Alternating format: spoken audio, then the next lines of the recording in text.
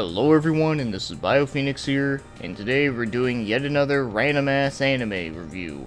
And this time we're taking a look at two OVAs that belong in the same series called Ariel. So the first one is called Ariel Visual, which came out in 1989 with 2 episodes, and then the other one, called Ariel Deluxe, came out in 1991, also with 2 episodes. I decided to cover both of them here since it makes the most sense to cover them both at the same time. And it's a science fiction mecha anime that is based after a light novel. So let's talk about Ariel Visual first. So the Earth is about to be invaded by a group of aliens that happen to look a little bit like elves. In a sense, they kind of remind me of Pinky and the Brain in the sense that they're always trying to figure out exactly what they're trying to do to take over the world. And of course, one of them happens to be a dumbass who keeps overspending so much budget to the point where they're actually bankrupting certain parts on their planet. So while all that is happening, back on Earth, we have the mad scientist that is Dr. Kashida, and he happens to build a giant mech called Ariel, which stands for All-Round Intercept and Escort Lady. So Ariel herself is like a really huge mech that looks very humanoid. In fact, he actually based it after the looks of someone else that he knew. And the entire purpose of it is, it's supposed to take on the aliens. And with a concept like this, it kind of makes me wonder if the people that created Xenosaga took some ideas from this and made it their own.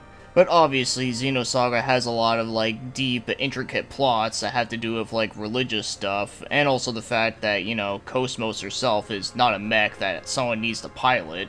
But I can say that the two character designs, though, definitely do remind me of each other a little bit in many ways. So anyways, Dr. Kashida really wants his granddaughters to pilot this mech, and of course he wants to do it forcefully, so just like we've heard in many mecha animes before, where the other characters that pilot the mech, they really don't want to do it for whatever reason.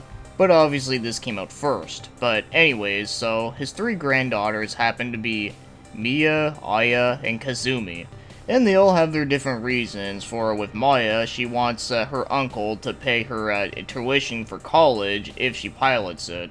And Aya wants to try to focus on her studies, and Kazumi wants to focus on playing tennis. So whenever they bitch about not wanting to fight the aliens, they kind of have to realize that if they don't do it, then they're probably all gonna fucking die. But as you can probably take a guess, all 3 of them have to work together inside Ariel to try to fight off the aliens whenever they do attack. And that's pretty much the basics of what you need to know about this one. And as for the next one, with Ariel Deluxe, it actually takes place after the first part, where the character Kazumi gets a love letter from someone she's never met before, but of course, right before she's about to meet this person, the aliens attack again, but this time they really want to take out Ariel for screwing up their plans. And then the final episode actually takes place on Christmas Eve, so if you think about it, it's another one of those Christmas animes. If you're one of those people who thinks that literally everything that takes place around Christmas time equals a Christmas movie. And this last episode kind of goes a little bit into the horrors of nuclear warfare. Of course, it doesn't go into it in the same amount of detail as Barefoot Gen or anything like that, but it kind of talks a little bit about it. And that's pretty much all I have to say on this one, but overall, it's very much a lighthearted science fiction show. Very different from what you would normally suspect from, the usual science fiction stuff that are taken very seriously. So now, let's get moving on and start talking about the show's animation. And the animation in this one, I actually think is really good no matter which one you're looking at, but I think there is a little bit of a difference though.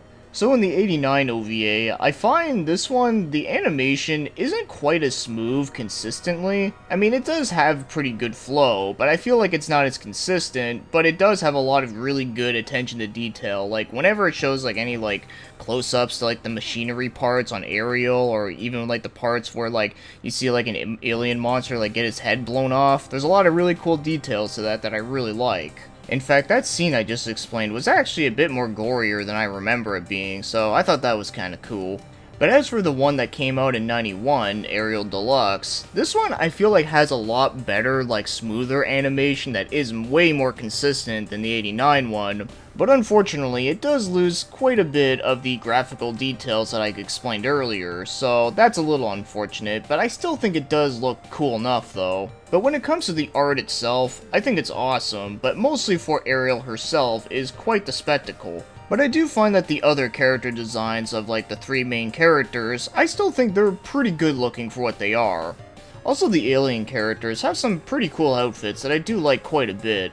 So overall, as someone that likes a lot of hand-drawn animation, I think this is a really good one, even for its time. Now, I wouldn't say it's like the best looking OVA I've ever seen, but I do think it does have its charms, and also does have some pretty cool looking details to it that are at least memorable. But before we move on, one thing I have to make a quick mention on is that the artist for all the books for Ariel was done by Masahisa Suzuki, and I gotta say, this art style right here is fucking amazing. So now, as for the show's music, the music in this one, I actually really like it. I actually think it has a pretty good variety, where you got some good rockin' tunes, you got some smooth jazz, you even got some tracks that kind of sound a little bit like Gundam meets like Project A-ko, although I don't know if I'd say it's as good as Project A-ko, but you know, it still has that kind of its own vibe that reminds me of it that I really do like. Also, all of the ending themes are different, and I really like them all. I think they're all really good, really catchy, really rockin', and of course the last one being more, kind of has that like bittersweet mood to it that I really like. And it really is unfortunate that I can't find the OSC for this anime anywhere, because I really do think it's really good. So yeah, if even you guys know where it is, or know where to find it, well, hook me up, please.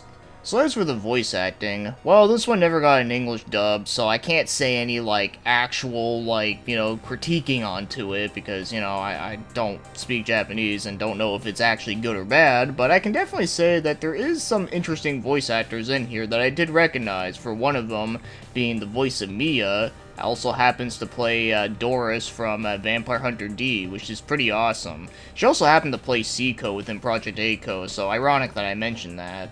And the last one that I recognize happened to be the voice of Kazumi, who happens to be both a voice actress and a musician. So that's the most that I get to say on that part, but yeah, I gotta say, it was pretty cool to learn about that.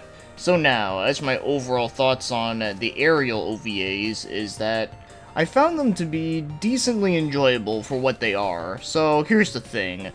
They're nothing crazy unique, they're nothing like mind-blowing or groundbreaking, but, you know, for what it is, and it being like a lighthearted, like, science fiction show, I found it to be somewhat fun, and I did have some enjoyment out of it, mostly for the action scenes and the animation, but even the concept itself, I actually did like. And the characters they were okay. I mean, they weren't anything, like, great, but I also didn't find them to be that bad, although I can understand why some people would say that they're, like, kinda stupid for, like I said, like, they care more about trying to do their own thing than rather than saving the world while letting everyone fucking die, but, you know, I think that was kinda, like, the point of this, is that it's supposed to showcase, like, how, like, selfish they kinda are. But yeah, the characters themselves, like, they're kind of amusing, but they're nothing that's, like, super grand spectacle or anything like that. But I did found that the alien characters, they actually did show a little bit about stuff about the world that they came from, which I thought was a little interesting, but I wish there was a little bit more to it, though. But for OVA standards, I guess it makes sense.